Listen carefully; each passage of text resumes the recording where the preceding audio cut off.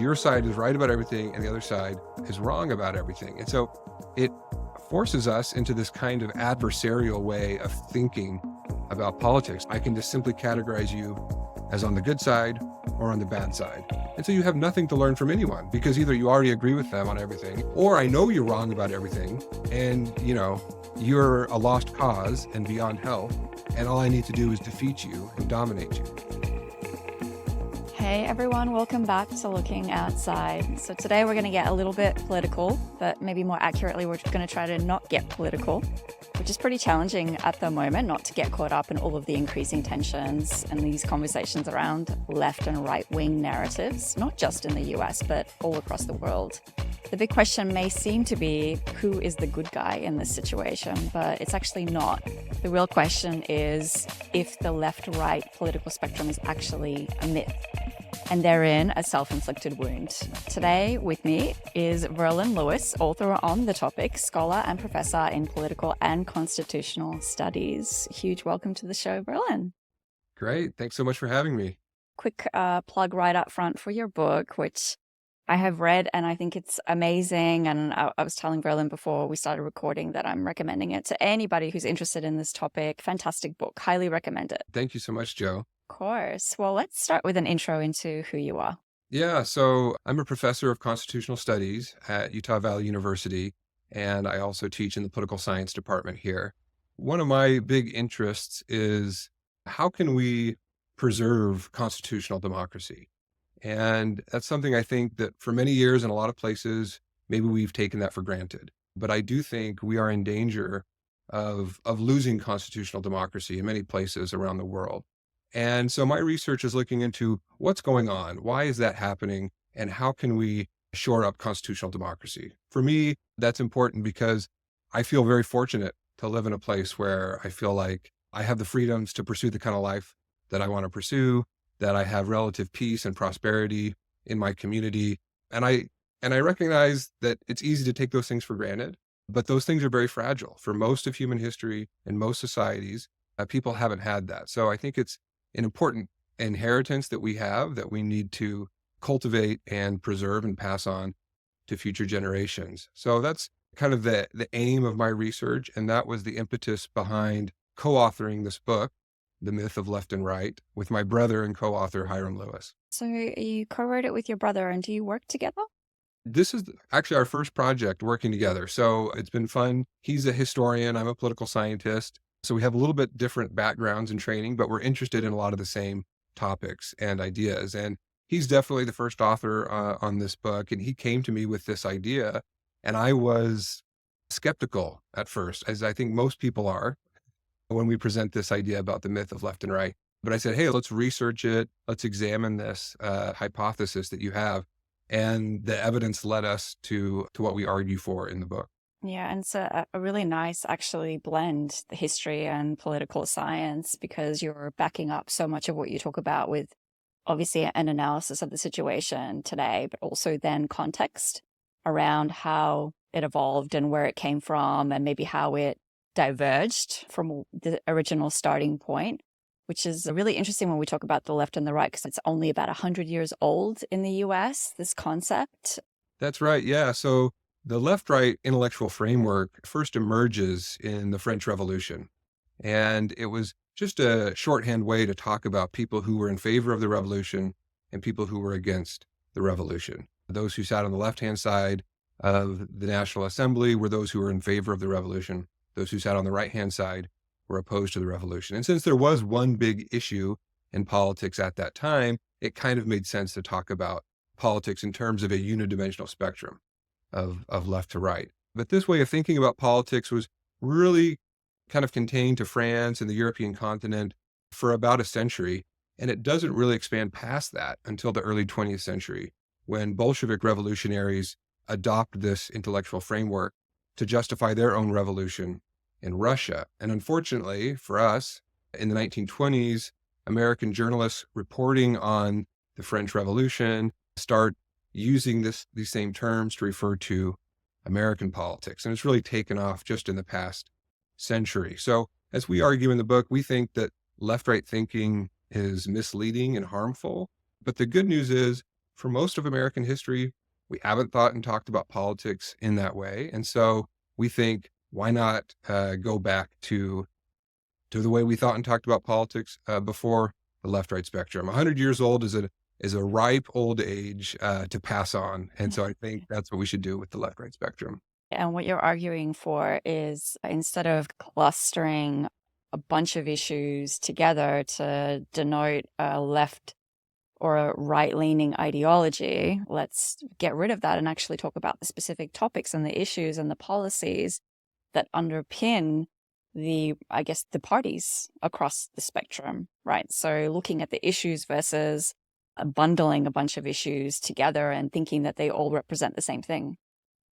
That's right. Yeah. So we encourage people the phrase we use is go granular. Just talk about the particular issue. So if you want to talk about, climate change or environmental policy, you can talk about the arguments in favor or against environmental regulation, and you can limit it to that one issue without saying, well, that person's, a left-wing environmentalist, as if their position on climate change has anything to do with their position on aid to Ukraine or tariffs on imports or same-sex marriage or gun control or the hundreds of other issues that exist in politics.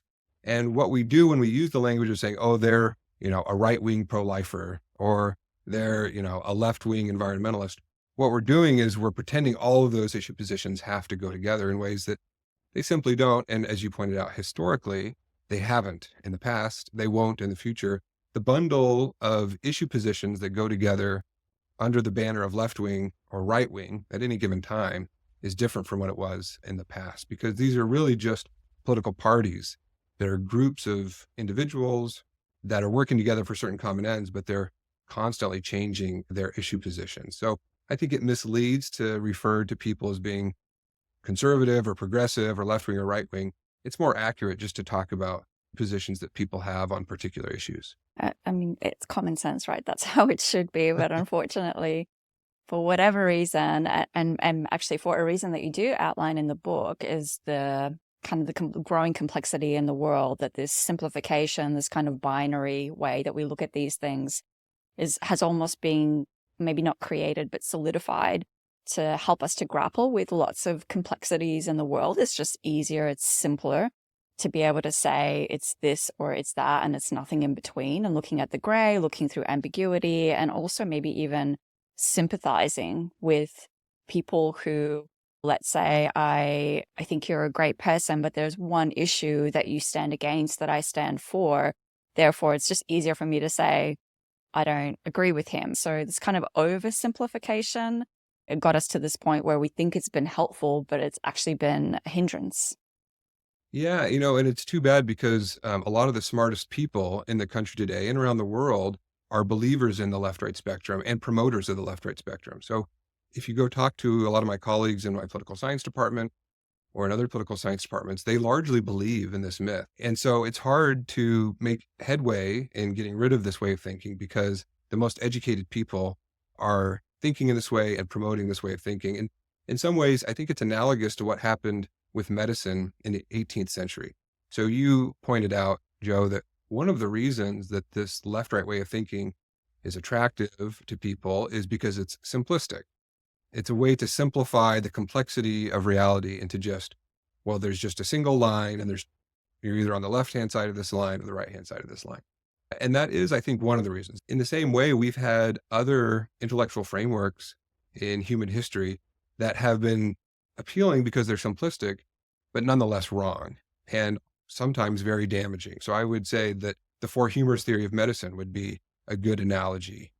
In the 18th century, the leading scientific minds, leading doctors believed that human health could best be modeled or described according to a balancing of four humors, right? So if you can balance, blood and phlegm and bile and all these things, then you can get to human health.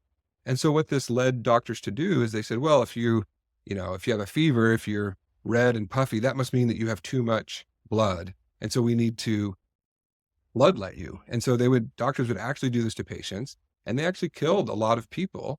Arguably, historians would say George Washington died in this way because of bloodletting. This was a supposed cure to to the problems of disease and sickness. So they had a false framework that actually did a lot of damage. Fortunately, later on, people realized this is a false model. Human health and medicine is much more complex than just for humors. There's so many different ways to approach human health. We just need to go granular. We say, oh, that's a left-wing position or a right-wing position. We oversimplify, and in so doing, it's misleading, but I think it's also harmful to our political discourse. And it's a really nice comparison to what we felt in the past we knew really, really well. And you say this in the book, the illusion of knowledge is more insidious than the lack of knowledge, because we stop looking, the expert bias that actually the more educated people are, the more likely they are to hang on to these concepts. Because the way that I took it was, it's very much this illusion of knowledge that the more that I know, the more I get actually solidified in my own expert perspective on this topic and less open to considering different alternatives. So knowledge in this case, and living and breathing this every single day and believing it more and more, is actually doing more damage. And I guess in that way, it's harder for people to switch out of that mindset.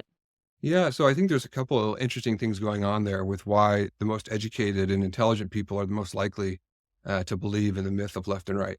One is that the left-right spectrum is not natural. People don't naturally think that the complexity of politics can be modeled on a unidimensional spectrum. If someone came down from Mars and you were explaining our political situation, they wouldn't say, oh yeah, well, since that person is in favor of gun regulations, then they also must be against drug regulations, and they must also be pro-choice on abortion policy and against the death penalty and in favor of aid to Ukraine. Now, they wouldn't naturally put those things together. You have to be taught that. Someone has to tell you, these are the things that go together on the left-hand side of the spectrum or on the right-hand side of the spectrum. And so the most common place that people learn this, if they don't learn it in their homes, is they learn it in school. They have teachers, usually, or professors, go up on the chalkboard and draw a line and say, here's the left-hand side, here's the right-hand side, and if you go too far to the left, then you're over there with Stalin, right? Somehow being super pro-environment makes you like Stalin. Or if you go too far to the right, if you're too pro-life on abortion, then you're going to end up like Hitler somehow. So it's this strange way of thinking about politics. People have to be taught this. And then to your point, people who are very educated or intelligent, they're very good at telling themselves stories to justify whatever they see. So to your point, they can go out and find evidence for whatever it is that they want to find. And so you can always spin a story to justify, whatever Joe Biden is doing must be left-wing, and whatever Donald Trump is doing has to be right-wing, even if what Biden is doing is different from what Democrats were doing 10 or 15 years ago. And even if what Trump is doing is the opposite of what Republicans were doing 10 or 15 years ago, we can always come up with a story to explain, well, that's why it's really conservative what, Trump is doing, even though his language is all about change and revolution and kind of overthrowing the existing order.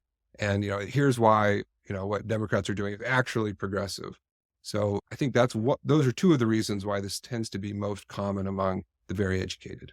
I think it's really interesting that we can very easily substantiate the narratives that we have already built and reverse engineer stories that fit into this mold that makes our lives easier by simplifying a lot of these issues. Actually, on the Future Tense podcast that I listened to that you were on, which is how I first got exposed to your work, Yeah. you talked about these examples of actually, like when you break down Trump policies or Biden policies, they're not as simple as left or right. And all throughout history, even like the Iraq War, and how Republicans generally or traditionally would be seen as anti-government intervention. But here you see one of the biggest shifts in government intervention. Yeah. So I think that is one of the things that people tend to find interesting, is these kind of historical flip-flops, especially if it's happened in someone's lifetime because they've lived through it. They say, wow, that's really true. I remember when that was the case, right? So if you go back to, say, just the 2000 presidential campaign between Al Gore and George W. Bush, I remember watching those debates, and I remember reading the coverage of the campaigns. And, one of the issues between the two candidates was foreign policy. Throughout the 90s, Republicans had often criticized the Clinton administration for foreign interventionism, for what they saw as, this unwise use of American military, sending the U.S. around the world, trying to be, the world's policemen. That was a common criticism that people who called themselves conservatives would level against people who called themselves progressives. And that happened in the 2000 debate. George W. Bush famously promised to have a humble foreign policy, unlike Gore and Clinton, who had this, very arrogant, according to them, interventionist foreign policy. But of course, once Bush wins the election and becomes president, he begins to do many of the same things that the Clinton-Gore administration had done and began having a very interventionist foreign policy. Well, when that happens, it's not like people who called themselves conservatives said, oh, well, that's George W. Bush just being a liberal like Al Gore. No, they said, well, actually, that's the conservative thing to do, is to support regime change in Iraq. That's actually the right wing or conservative thing to do. And likewise, people who considered themselves progressives or liberals didn't say, oh, so glad that George W. Bush has joined our side and come over to the left. No, they just redefined what liberal or progressive meant and said, no, that's a right wing thing. And the liberal approach is isolationist or less interventionist in foreign policy. So that's what happened when Bush was president. Then they flip again when Obama becomes president. People who call themselves conservatives go back to criticizing foreign interventionism, most famously Donald Trump, who was very critical of foreign interventionism under Obama, and even broke with Republicans on criticizing the Iraq War under George W. Bush. And so today, now it's back to being people who call themselves conservatives being less interventionist and saying, no, we shouldn't, be sending military aid to Ukraine. And it's people who call themselves progressive or left wing saying, yes, we need to spread democracy by using military might. So these arguments are constantly flipping what it means to be left wing or what it means to be right wing at any given time. Yeah, and what's really interesting about that too is then the tribe moves with whatever the new position is without maybe realizing it, is what you're talking about. That this isn't an essentialist theory, that it's not that you have these people that gravitate towards necessarily an ideology. They gravitate to each other. They gravitate to a tribe of people who are like them. And then whatever new political stance is therefore represented by that governing power or by the president, you create this argument for it, even if you stood against it in the past. So I guess that's making me think how much of this is generational, because obviously we do see a lower, correct me if I'm wrong, lower voter turnout generally with younger people in the US. So it's not like you see these massive generational shifts influencing this, but how much of it is dependent on the context of what is important to younger generations at the time? Yeah, so that's an interesting insight. And I think that's a more accurate way to talk about how people become involved in politics. And I should note, as a political scientist, I think politics can be a good thing. I noticed you started the podcast by kind of giving a warning or disclaimer to your audience. We're going to talk about politics today, buckle up. Mhm. I think that's common for people to do because our political discourse has become so unhealthy, and it does trigger people in so many ways that oftentimes when you do raise the issue of politics, it ends up being an angry conversation instead of a happy conversation, right? Because I think we have a false and harmful way of framing our political discussions. So that all of that just to say that if we get rid of the left-right spectrum, I think our political discourse would be healthier and it wouldn't be so fraught and so angry. And I think for young people, they kind of look out and see the way their parents behave when they talk about politics. They look at social media and they see the way people talk to each other when they have the anonymity of a keyboard, the way they talk to each other. And I think it is really off-putting to say, well, why would I want to get involved in this? This seems pretty terrible, right? Let me just set up two different ways that political scientists think about the way people get involved in politics. The traditional way is that every single person who is born either a liberal or a conservative. Because of your predispositions based on your personality and your left-wing, right-wing tendencies, you have a certain philosophy that's either in favor of change on the left or against change on the right. This is the way political science traditionally teaches this. And these political scientists will say, well, because each person ends up either on the left-hand side or the right-hand side, they use that philosophy, that progressive philosophy or that conservative philosophy, to think through the hundreds of political issues that they read about in the news and they see out in the world, and they think through where they're going to land. Okay, so because I'm a progressive, this is my stance on gun policy, drug policy, environmental policy, taxes, entitlement spending, and so forth. And then they look out in the world and they find the political party that just so happens to match up with all the issue positions that they've taken, right? This is the essentialist view of ideology. We're arguing against that essentialist view. The way it works is people anchor into a political tribe, a social group, because of what they learned at home or what their peers think, or maybe there's one issue they really care about, and they adopt all the other issue positions of their group as a matter of course to fit into that group. And then they tell themselves a story, which is the story we just talked about earlier. What is really going on is people wanting to belong to a social group. So what left and right are really indicating is not what, but who. It falsely implies that there is some transcendent, transhistorical philosophy that remains the same across time and place, which is simply false. So we would encourage people to use the partisan labels rather than the ideological labels, which is, oh, you're a Republican, you're a Democrat, you belong to this social group that's acting in concert to achieve certain ends, but we recognize that this social group's own values, attitudes, and issue positions might change over time. And so I think using the partisan labels is more accurate and helpful and less incendiary, whereas the left-right labels tends to be more misleading and tends to be more incendiary and leads to hostility. When you're talking through it, it's all very logical. You can talk about these issues quite calmly. There's a very active conversation happening right now on social media and LinkedIn. It's obviously very topical right now with Trump just coming into power, with how much politics is starting to filter through to business and how openly we can talk about these things. And should we be discussing these issues? And I mean, my perspective is, I think, similar to yours. Like, yes, absolutely. We should be talking about political issues, political topics, and anything obviously that might have an implication on how we should be making business decisions.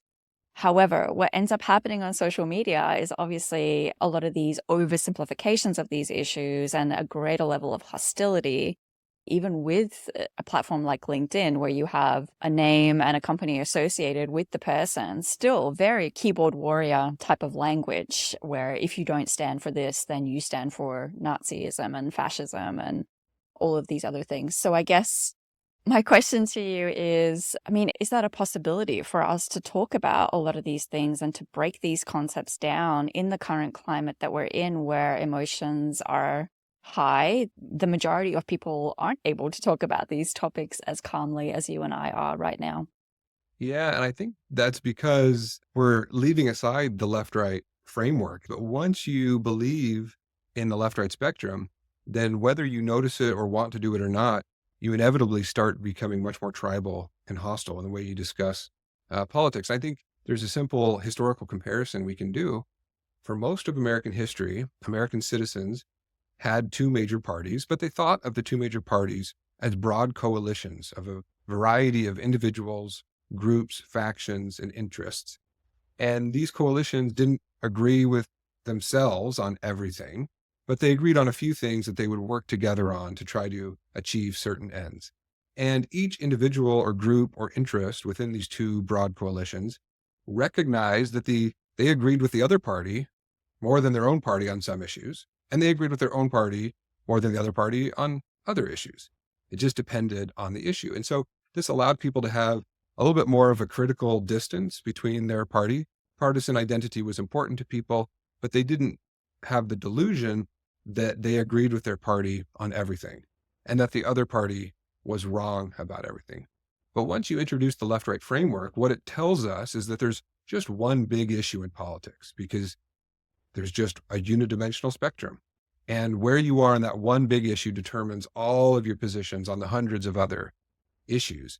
And what it says is all you have to do is get that one thing correct. If you get the correct side of the spectrum, then as a matter of logic, everything on your side of the spectrum has to be correct because it flows out of this good and enlightened philosophy. And everything on the other side of the spectrum has to be wrong because it flows out of this mistaken and evil philosophy. And so everyone on your side and in your party that's on the same side of the spectrum as you is good and right about everything.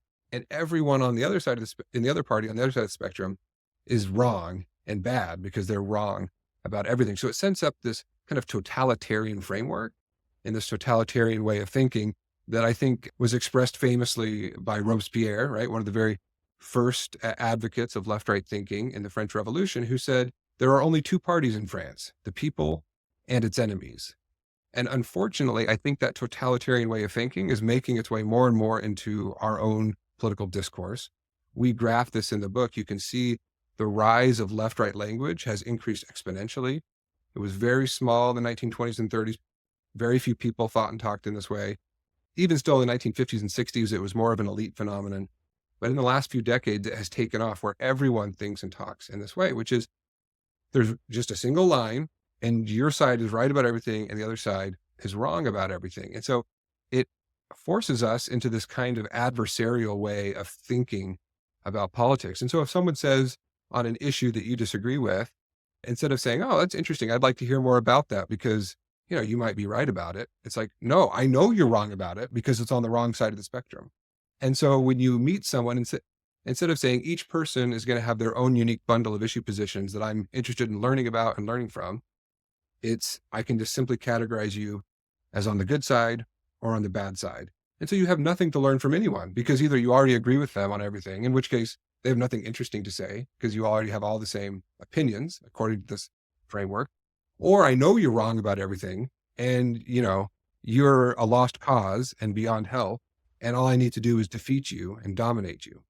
Whereas if we get rid of left-right thinking and just think about each issue and the parties being bundles and coalitions of groups, each person and group I encounter, I'm intellectually curious. I want to learn more from you and why you think that. And I might not be persuaded by you, but I'm open to the fact that you might be right. Yeah, exactly. It's the openness to have a conversation about it that's most critical. Maybe 2 points. One is, as you mentioned, that a lot of these terms are getting grouped together. So liberal left Democrat and obviously conservative right Republican, that these things are becoming like a homogenous group. You talk about it as three parts: the spectrum, the terms, and the party is all getting bundled together, which is not necessarily a very helpful way to look at policies in particular. But then also that because you're grouping somebody's perspective underneath one of those bundles, that they automatically become against you because they're not with you. They're not in your tribe. And so therefore they're the enemy. And it's not even like it's someone that you disagree with. It's very much in America. It feels like it is very hostile. It is very much like this person's stupid and maybe has evil intent. And like you were saying before, a lot of the things that we hear about Republicans, that they're anti-progress and anti-social rights and maybe too conservative, too protectionist, and all of these labels are therefore getting placed on, and not necessarily even a party, but an individual, a human being who, obviously we know human beings are much more complex than that. They can have varying perspectives and varying views on topics. The quote that you said before, it's that if you're not for our party, then you're against us. Yeah, I guess it seems unsurmountable, to be honest with you, now that I'm verbalizing that. Like, how do you get past that, this trajectory that we're on where we're demonizing people? It's sad to see what's happened over the last, say, 40, 50 years in American politics. And you can actually track this because there's interesting political science data on this. For the past 60 years, the American National Election Studies has been asking a random sample of Americans, do you consider yourself Republican or Democrat? How do you feel about the Republican Party? How do you feel about the Democratic Party? And they use what's called a feeling thermometer. So the respondent can kind of give a number between 0 and 100, like 100 being the highest score, you really, really like this party, and 0 being the worst, I really hate this party, right? And if you go back and look historically, in the 1960s, the way that Democrats felt about the Democratic Party was like an 80 on the feeling thermometer. No surprise there. If you're a Democrat, you feel pretty good about the Democratic Party. Same with the Republican Party. It's about an 80. And then if you ask them, what do you feel about the opposing party? It was about a 50 so not necessarily positive or negative, just kind of in the middle. Republicans felt about a 50 towards the Democratic Party. Democrats felt about a 50 towards the Republican Party. If you track this over time, over the last 60 years, the line about how people feel about their own party has remained about the same. Republicans and Democrats still feel about 80 towards their own party. The other line, how they feel about the other party, is what has cratered. from Mm. being about 50 in the 1960s to being down in the teens today. And this is just one measure. There's other measures that will ask people, your willingness to engage in political violence, your willingness to let your child marry someone from the opposing political party. All these numbers show dramatically increasing hostility towards opposing political parties. We think that's really interesting. And we think our intellectual framework is responsible. Not the only reason, there's lots of causes. We're not saying that this is the only thing going on, but we think it's one of the important things going on that no one else is talking about, that this has been entirely overlooked in the literature. You can see why that intellectual framework would shut down positive and healthy political discourse. Instead of treating each individual or group you meet as, here's a person that I can learn something from, I'm going to agree with them on some things, I'm inevitably going to disagree with them on other things. That's just the variety of humanity. But then the false left-right lens that we put on, now we encounter someone and we say, they're either an ally or an enemy. And this is reflected in mass media, right? If you turn on cable news, if you go to social media, if you see the way people are talking, our news outlets are selling us what we want, and they're selling us the anger and the outrage that matches up with this false framework. Yeah, that's actually a question that I did want to ask you is how much the media has influenced this. And obviously, if you speak to Republicans or Democrats, then they'll say CNBC is totally biased and Fox News is totally biased. And I like what you said, that the news outlets are just giving us more of what we want, what gets us views, what gets us to be emotionally connected to the content. And there is definitely that, but it's also this dramatization of issues, and there's so much storytelling that goes into, lifting people up as being a hero and bringing them down to be the ultimate villain. And yeah, how much do you think, I guess, mainstream media, obviously, but also social media has played into this? Certainly, technology is a big causal factor here in explaining how our political discourse has become so toxic and so angry. Cable news, they're not selling information, they're selling fear and outrage. That's what you're buying when you turn on MSNBC or Fox News.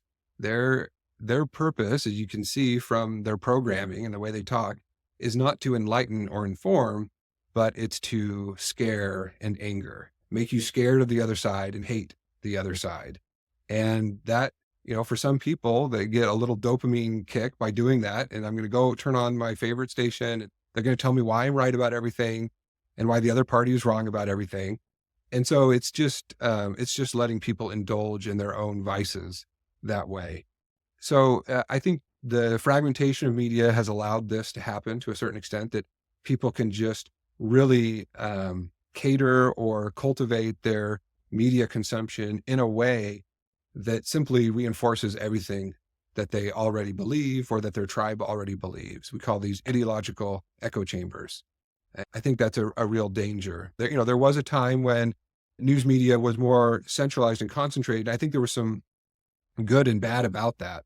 And I think there probably was an extent where, the main news networks and the main newspapers did start to adopt the left-right framework. It started increasingly, journalists saw themselves as being on the left-hand side political spectrum and started pushing their views and giving up on some of their objectivity. And so you had people who considered themselves conservatives say, well, we got to fight back against this or push back against it. So they created their own kind of media networks and their own echo chambers that they could inhabit. And so now that that's kind of gone away, there's no really common news sources for the American citizenry today. There's hardly even a shared set of facts, because the media sources that people are consuming, especially on social media, are not necessarily always factual. And so people simply believe their own facts and inhabit their own realities. And so in a way, it's almost like reds and blues in America today are inhabiting different realities. And it's hard for people to have conversations over those differences because they don't even have a shared set of facts on which to operate. Because facts are easily manipulated too, right, by those narratives that we build. Okay, I think this is a really interesting point, particularly for brands and for businesses, and that's the majority of the audience that I have, right? So if we think about brands, understanding how culture is changing and shifting and how tribes are emerging, a really important, I guess, warning that brands can get caught up in all of this, but also they can perpetuate a lot of these stereotypes and labels and these kind of oversimplifications of segments of the market that we're talking about right now from a political perspective. It also happens with brands. So a really big brand risk with segmentations, and where we try to understand, could a behavior of a person indicate their ideological beliefs or their sociological kind of leanings? There is no indication of like a moral segmentation or a personality trait that naturally belongs to either the left or the right. There are certain, however, behavioral traits that live within those political parties. So, for example, if you own a gun, you're more likely to be a Republican. Correct me if any of this is wrong. Yep. Yep. If you identify as LGBTQ, you're more likely to be a Democrat. So there's those behavioral aspects on specific issues, but nothing that would indicate if you're of this moral standing or if you have this personality trait that you naturally lean a certain way. Yeah, exactly. So the mistake that I think a lot of the political psychology scholarship makes is they think that, well, all of these particular issue positions have to go together, because when we survey the population, we might think, well, why is that? That if someone is pro-life on abortion policy, they're also more likely to be in favor of tax cuts for the rich. Now, from a logical point of view, we might think, well, what do those two things have to do together? The answer is they don't have to go together in that way, but they tend to, when we survey people, find that those kinds of issue positions cluster together. And we believe that's because of socialization, that people get socialized into the group and they adopt the issue positions of their group, even though those issue positions are constantly changing over time. So to your point, the political psychology literature, some of it says, well, if you have this personality trait, you're more likely to be on the left and progressive. Or if you have this other personality trait, you're more likely to be on the right or conservative. But what's really going on, which is what you pointed to, is that certain personality traits have a one-to-one relationship with certain issue positions, but they don't necessarily with the entire basket of issue positions that currently fly under the banner of left-wing or right-wing. So someone may be more individualistic. They just feel like, I don't want the government to tell me what to do, right? So then they might say, well, I want less kind of government regulation of my economic life. Okay, so then they might join the Republican Party and call themselves a conservative because they want, less regulations on business or lower taxes. But that doesn't necessarily mean that they have to be in favor of tariffs, or that they have to think the 2020 election was stolen, or that they have to be against military aid to Ukraine. It's just they adopt those other issue positions as a matter of course. And so what the mistaken political science literature is doing is they're saying, well, this one personality trait correlates with all these issue positions, therefore it must be causing all those issue positions. When in fact, there's a hidden variable. So it's linking up with one particular issue position, and then people socialize or adopt the issue positions of their tribe as a matter of course. And so I think it's one of those things where we have to be careful of not conflating correlation with causation. So for example, I could also show a correlation that people who their favorite beverage is Dr. Pepper are more likely to be identified as conservatives. Well, that doesn't mean that drinking a cherry flavored soda makes you, be conservative and take all these issue positions. It's just happens to be correlated because it happens to be more popular in the South. And Southerners right now, it wasn't true in the past, tend to identify more as conservatives and therefore tend to adopt these other issue positions. So there's more and more and better research coming in recent years showing, I think, what was wrong with some of those previous studies that tried to say, oh, because this personality trait is correlated with these issue positions, it must therefore cause all of these issue positions. So just to give a couple examples, I think one of the reasons some of this research was flawed is because it was baking in or fixing the results by the way that they asked the questions in their survey data. So some of the research would say, well, if you have an authoritarian personality, you're more likely to be conservative and right-wing. And so the reason people are conservative is because they are authoritarians. And so they would ask people, what's your level of disgust? And this is going to be a proxy measure of authoritarianism. And, oh, what do you know? We ask people how they feel about abortion or homosexuality, and because they were disgusted by those things, therefore that's why they're authoritarian and they're conservative. But of course, they were asking particular issue positions that tended to be, as of right now, identified with the Republican Party and with people who call themselves conservative. Notice they didn't ask, what's your level of disgust towards COVID or towards environmental degradation, right? So you can kind of bake in the answers you want to find based on the questions that you ask. And we find that when people ask a better representative battery of questions in the survey data, the correlation falls apart. The research is just set up in such a flawed way to almost, it's shaped around the outcomes that they wanted to tell. I mean, this is a very common, I think, narrative, though, when you speak to people is they might see somebody, and I have a friend who does this, who shall remain nameless, but, they see someone with pink hair and piercings and they say, oh, I can tell which way they lean. Or they see like a tradesperson from the country and they say, oh, I know which way they might lean. And so this kind of oversimplification of people based on where they live or what they own or what they buy to represent their entire ideology is just bonkers for me. But there is something really interesting that sometimes people say, particularly in America, that a party stands for something, or more accurately stands for someone to represent the everyday man or the middle class or minorities or women's liberation, these kinds of big issues that the party is meant to advocate for. Does that still exist, or has that also been lost in the midst of all of this? Yeah, I think it always depends on the issue, and it depends on the time period that's in question. So, I don't think it's a mistake or a coincidence that the two major parties in American politics are named the Democratic Party and the Republican Party. Both of those words imply that they are in favor of popular sovereignty, right? Democracy comes from the ancient Greek, the demos kratos, the rule by the people. Republican comes from the ancient Latin res publica, the public thing. They're both saying, well, we're in favor of the people. But of course, it depends on the issue, and it depends on how you interpret that.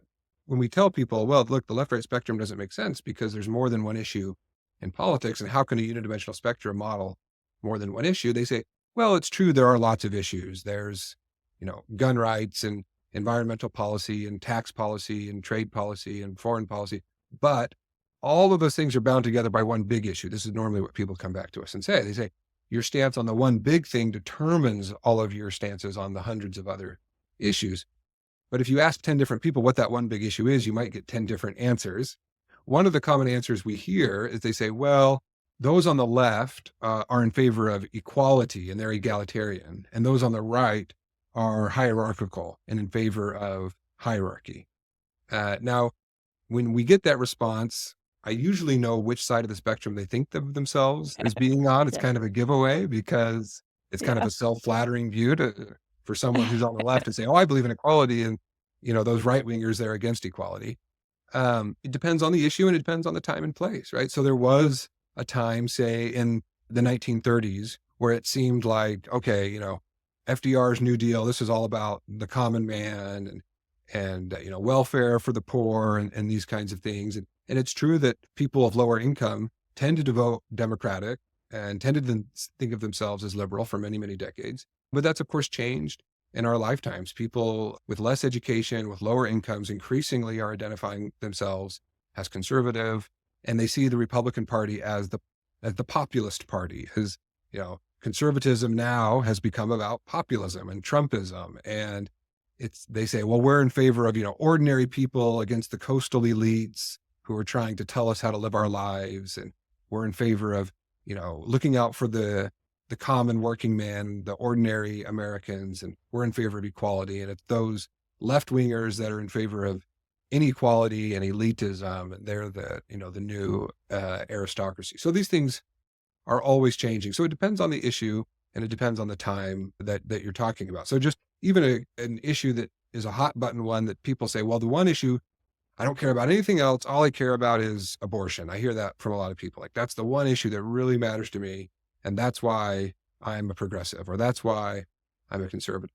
But even that issue used to be different, right? In the 1950s and 60s and even in the 1970s, People who called themselves liberals, people who were Democrats, were more likely to be pro-life on abortion policy.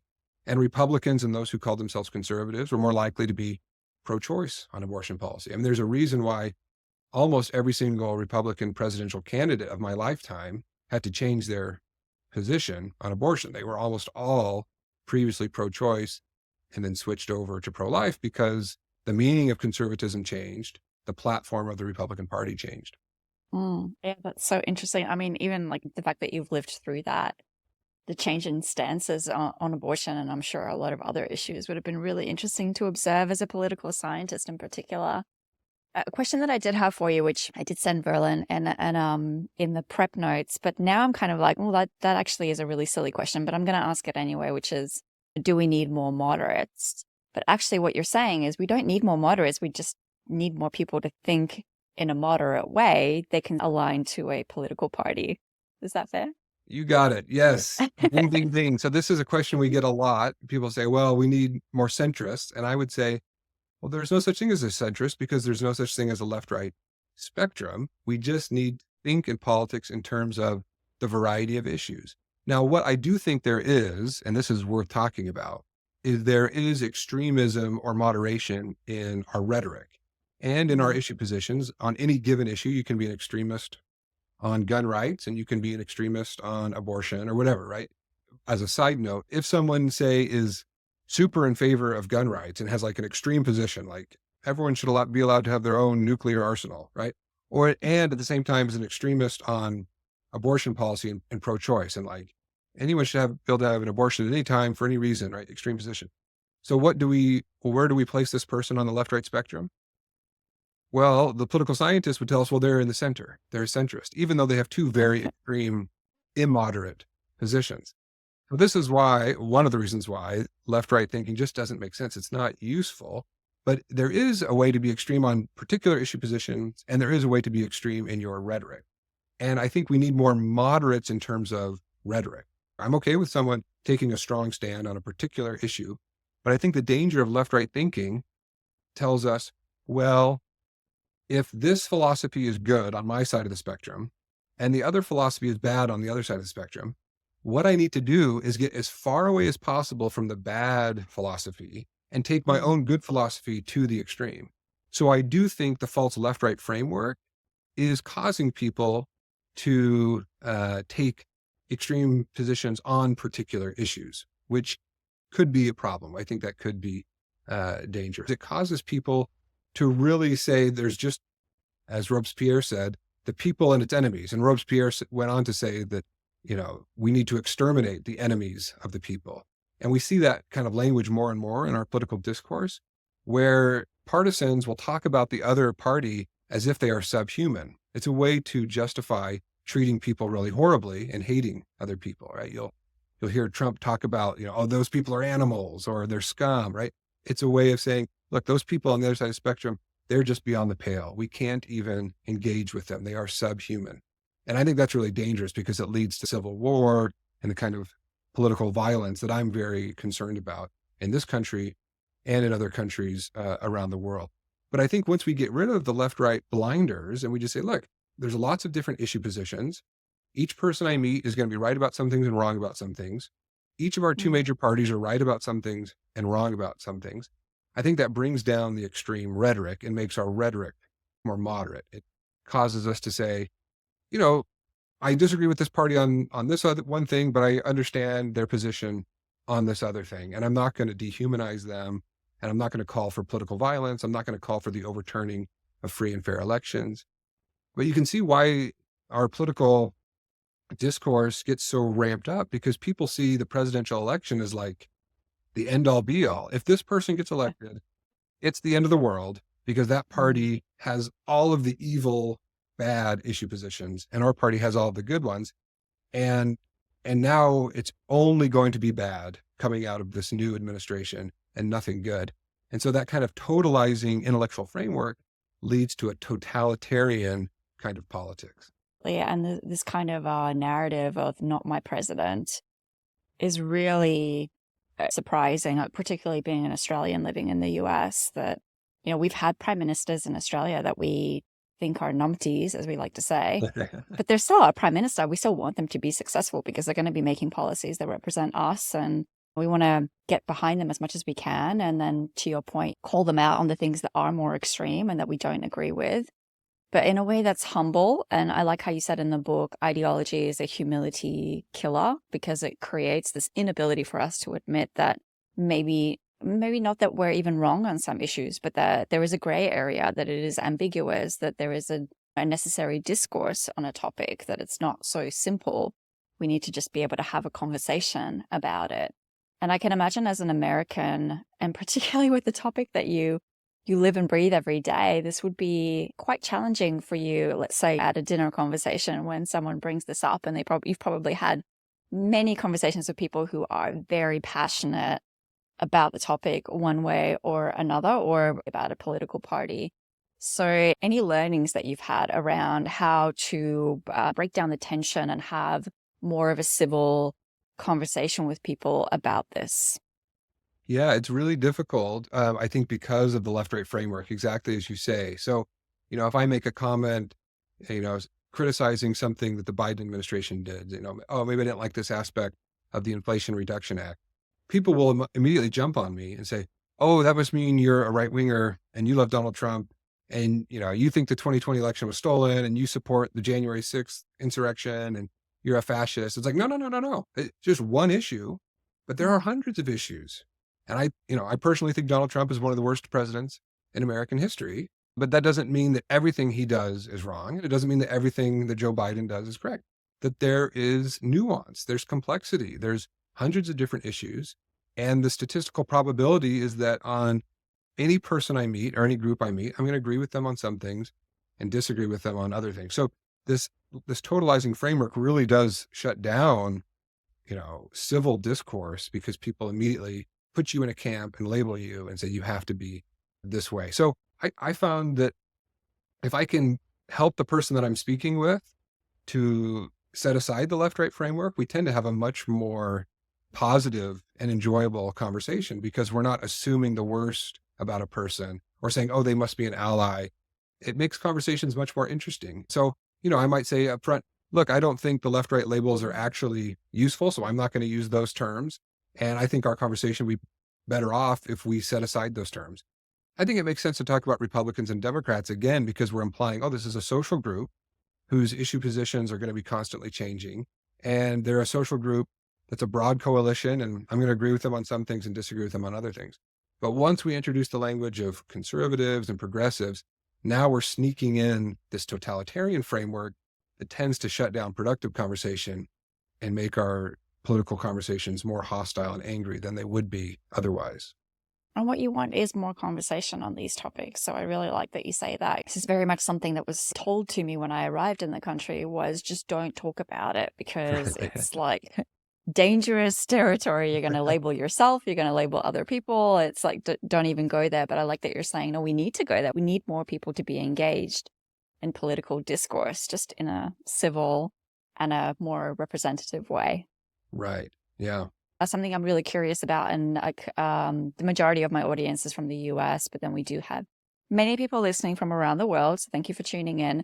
And I'm sure that they would be thinking, oh man, like I know that it's bad in the US, but we see this coming through in our country as well. And obviously we see this kind of conversation around woke culture starting to come through even in Australia. We see the growth of the right-wing parties in countries like Italy. So is this a global issue?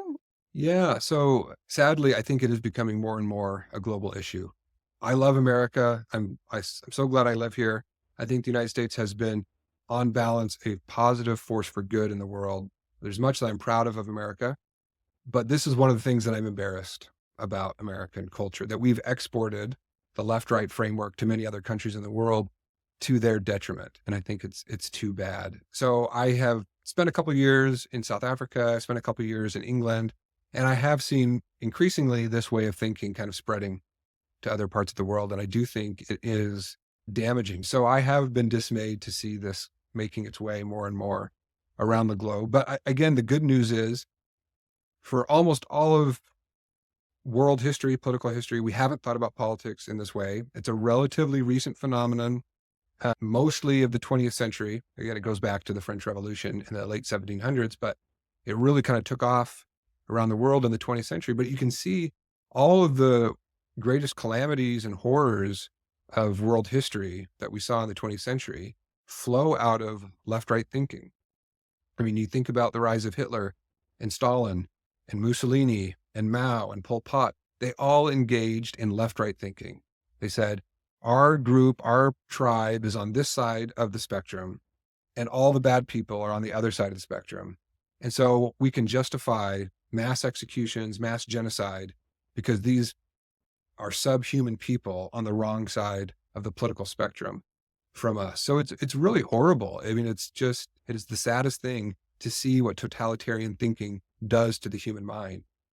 It makes us less intelligent than we would otherwise be, because it, as you said, promotes dogmatism, it shuts down thinking, and it makes us much more hostile and angry and violent than we would otherwise be. And this isn't to say that everyone who adopts the left-right framework is a stupid or an evil person, but they would just be more intelligent and more kind and charitable if they gave up left-right thinking. Definitely I agree with you. And hopefully one of the other things that the US will export in relation to this is an awareness that this is starting to proliferate, and it has pretty dire consequences. So I love that you're talking about this topic, and the book is a fantastic way to dive into this. So I highly recommend it.